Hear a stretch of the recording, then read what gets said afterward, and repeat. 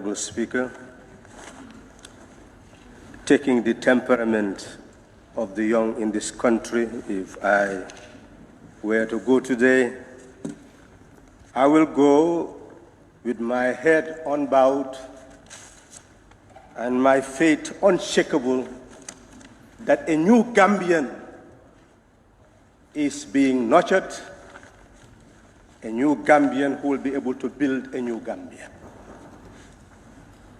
Honorable Speaker, 2016, by this time, we had the impasse. We had the power of the outgoing president and the power of an incoming president. Made possible by a group of people who all had the right to seek the mandate of the people, decided to sit down, to discuss, and eventually chatted to establish agreement and even committees.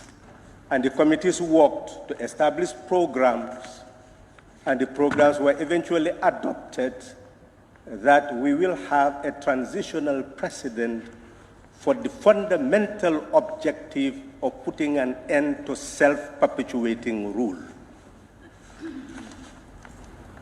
That was the project for 3 years, to put an end to self-perpetuating rule, so that after 3 years there will be elections and all Gambians would have been united, radio, TV, educate all of us so that sovereignty resides in all of us.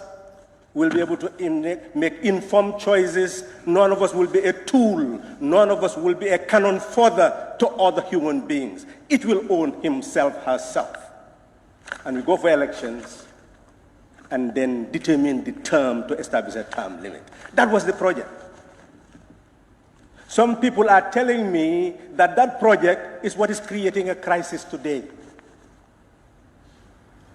What type of mentality? People worked out to create change, but a change that will nurture democracy. That was the object. Who betrayed that struggle? Point accusing fingers at yourselves. Did you really believe in the project? Why did it fail if you really believed in it? So what is important, Honorable Speaker, now? People are talking about insults. People are becoming very light-skinned. Honorable Speaker, insults are chaff in the wind. They do not define the ambassador of truth.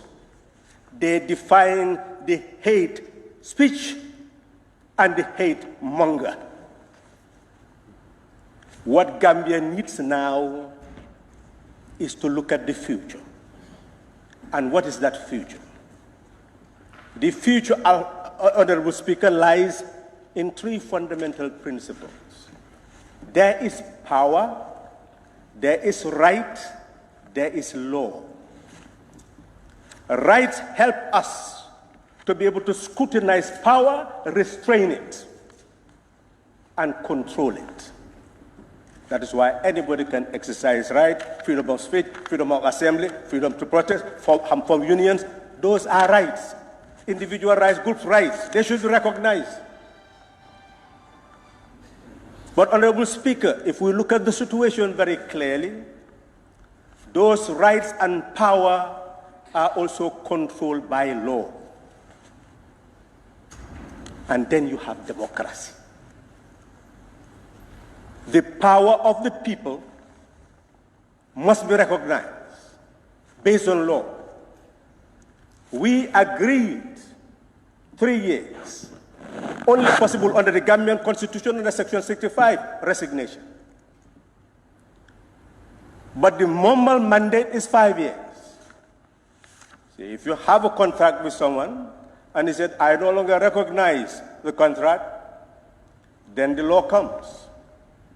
Does the law permit that person to go 3 years or 5 years? What National Assembly members leaders of parties should tell the people is that the law is saying that you have 5 years, and the 5 years, if you have betrayed a confidence of 3 years, when the 5 years comes, that is the red line. You must respect that red line, and if you pass that red line, the power of the people and the power of law will ring on your head. That's why we gave Jammeh a chance to be here until the 18th of January. And that's what the world supported. So your project was betrayed by who? Draw the right lessons. So essentially, what is important, Honorable Speaker, is to understand that the Gambia that we now have is heading towards 20th January. What are you going to do on the 20th January? If the person in power says, I will not go, are you going to overthrow him? Be honest. If you are going to overthrow him, tell him you're going to overthrow him. Don't fool the young people and give the impression that there is a provision there where you are going to be able to remove that person and any other means than to overthrow him.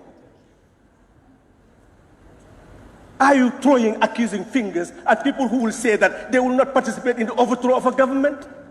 Who is opposing to protest? Who is not protesting more vigorously than you people about what is wrong? But let me tell you, those people who combine to bring about the change cannot be insulted. Those people who combine to bring about the change must be respected, no matter what the betrayal is, because they effected a change that no one could bring, and a change that was necessary, and the change that has brought you here today. That change has made it possible for people to leave Europe and to visit the Gambia and go back at their will. That is the change that brought it. No matter our differences, we knew the difficulties. We knew the life-threatening moments they had to face. I wish the Inspector General of Police, former, who is now minister, was here. On the 20th, at the bidding of the president, I had to contact him. He was in charge of the security chiefs. What do you say now? And the answer was, we are ready. We are no longer with an unconstitutional authority. We are with the constitutional authority. When is he going to leave? Well, we believe very soon, but we'll also take our decision.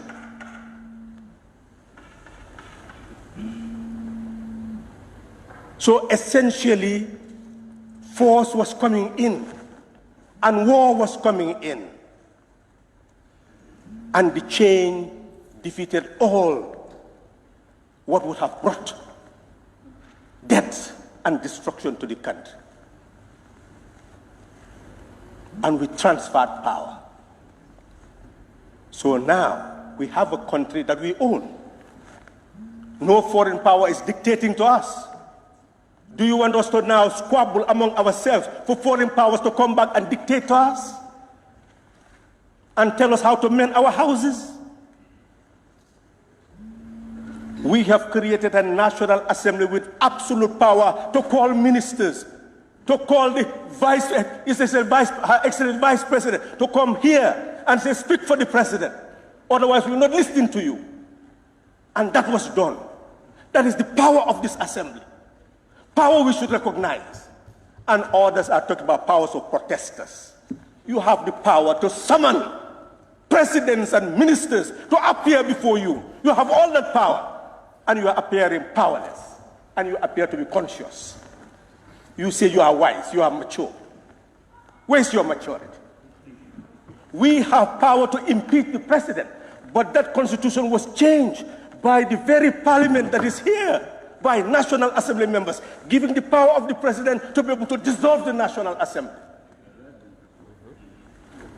to weaken your powers, so we can now only fight. You try to impeach him, he also dissolves. Who is going to who?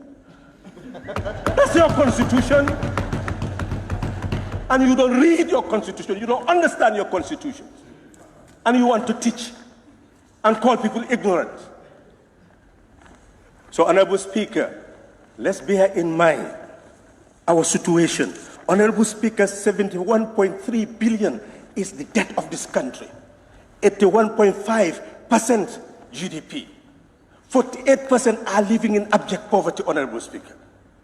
543,000 children are in our school system. They'll come out. How are they going to live? Honorable Speaker, look at our farmers. People complain and complain. What is the solution? You need a bank that will give the farmer fertilizer, seed, farming implements to produce and free himself from poverty. You have your villages 54 years. Which village has a treasury?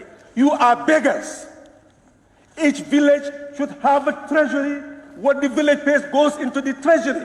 Each village should have means of production, land, aquaculture.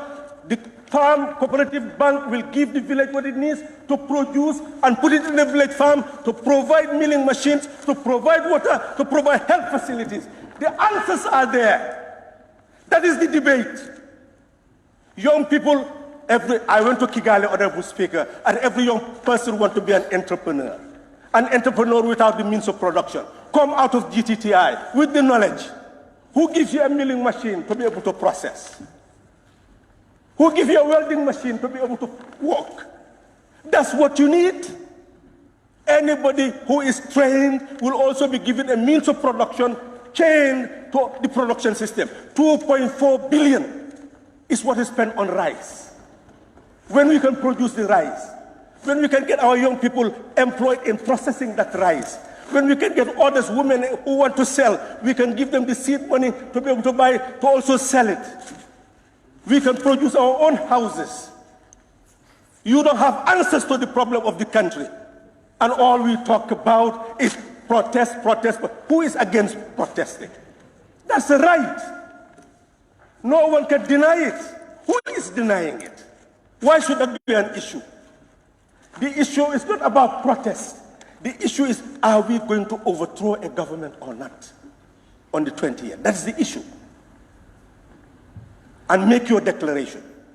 HON.HALIFA Sallah has been here. A government was overthrown in 1994. We say we will not participate in a government that takes power at the back of the people. We will never participate in a government that takes power from the back of the people. That is our stand. That is democracy. And we managed to change your government through the organized force of the people. That is democracy. Nobody will mislead the Gambian people. And now I'm going to be far more honorable Speaker, and maybe even resign from this parliament to become independent. You will see who have a greater voice and who have moral authority to speak. Nobody has more moral authority to speak than my very self. I'm not interested in your pomp and privilege, not in your white houses and red houses, or your parliaments. All I desire in life is for the African people, Gambian people, to be free from poverty, to take charge of their destiny. And nobody can stop that. This process is on. Nobody can reverse it. I can assure you that. What we must now do is to sit down, and I will end there, Honorable Speaker. Oh, I was going to give you 2 minutes to wrap up. Thank you. I'll round up here, Honorable Speaker. That now it is important for us to respect each other. And let's debate and dialogue. I've heard about this issue of, Honorable Speaker, the people talking about secular state and the rest. Honorable Speaker, I am ready to go into that constituency, get the Christian and Muslims leaders, move with them in that constituency, and we'll look at this constitution together and look at what secularism means, so that people will have knowledge that will unify us as a people. I'll be doing that in the month of January, so that I'll move from place to place, let them speak to the people. At the end of the day, I will explain to them, because there is science of society. And we have surrendered our brains to outsiders, and we believe that Europeans are dictating to us. Members of parliament are here at the ACP EU. I was there with the Europeans. We talked about homosexuality. How did I treat it? Who questioned what I said? Not a single European parliamentarian dared to question what I said, because it's rooted in knowledge. If we are going to be safe as a people, we must seek knowledge and we must awaken our people. The African people, the Gambian people are awakened. Nobody will take them to sleep again. They are now ready to talk and nobody will silence them. But Your ignorance time is will not up. lead. It is knowledge that will lead. Your time is up. Thank you. Thank Yes. Honorable members, Pardon? Yes.